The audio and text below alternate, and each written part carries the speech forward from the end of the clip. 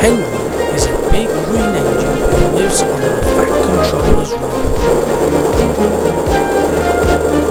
There were lots of places. There were countrysides and seasides. But one day, Henry and his driver were going to Henry's most favourite place on the whole island. "Come along, Henry," said his driver. "We've finished our work today. Now we've got the rest of the day off. Why don't we stop by the forest?" "Yes, please," said Henry happily. When Henry arrived, the forest never looked so beautiful as what he'd seen.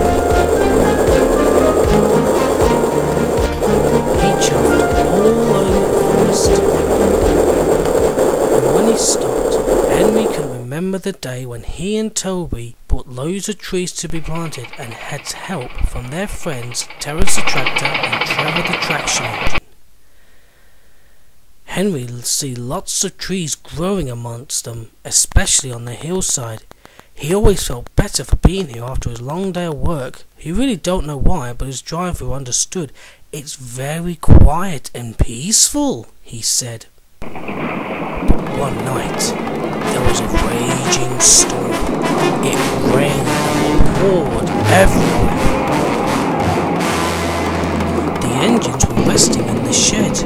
"Listen, everyone," said Thomas. "Is that the wind?" "Yes," said Toby, "but it's also a storm. I've never heard it like this before. It's very hard, though." "Hey, listen to this," added James. "If Gordon wasn't here right now, I'd say he was here thundering by with the express saying whoop whoop." Everyone laughed, except Henry. "I hope the storm's not too bad," he whispered to himself. At the docks, Cranky the crane was having a rough time with the storm, even though he was way high up. Doug was worried. "That storm may cause a lot of damage," he said. "I don't think it will," said Cranky. "I'm sure it's just a good one." "This one looks bad," said Duck. "Edward told me about this afternoon." But he was still worried. Duck was right. The next morning, the whole of Henry's forest was damaged and trees were all over the tracks. The Fat Controller was having an ice bun for breakfast and a cup of tea when the telephone rang. "There's been a damage to Henry's forest. Send Donald with the breakdown train, and send Henry with him."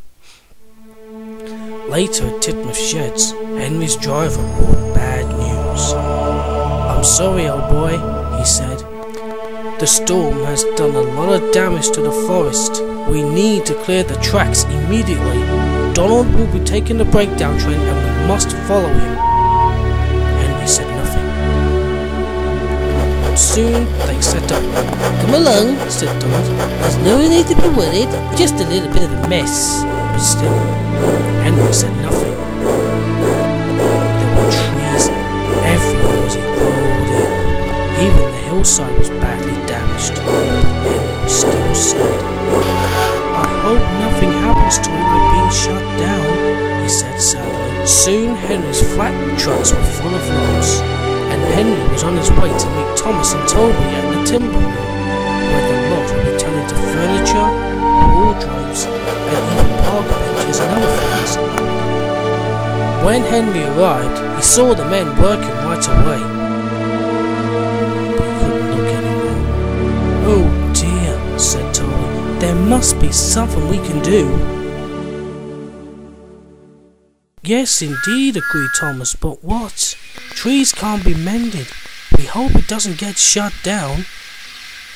That afternoon at Titmuth, Duck and Percy were shunting their trucks for James and Edward to take away. But Duck's driver brought bad news.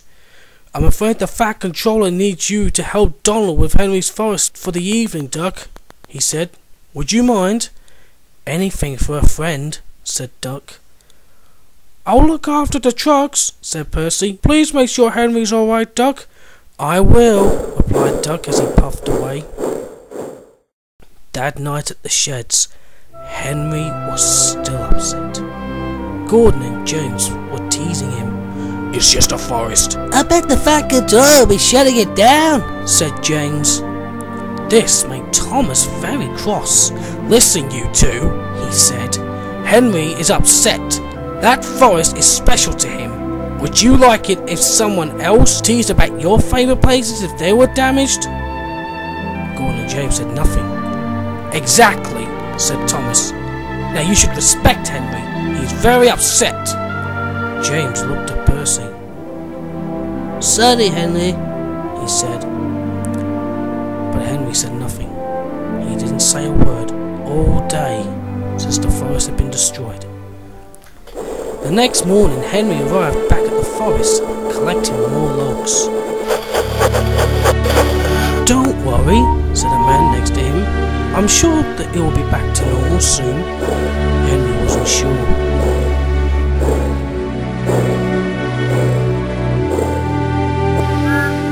When his trucks were loaded, he met Thomas and Toby at the timber mill again. He still didn't say anything. Oh no, said Toby. Henry's still not saying anything. I just wish there was something I could do. Well, you're meeting the fat controller in a minute, are you? Asked Thomas. Yes, said Toby, but I don't know when.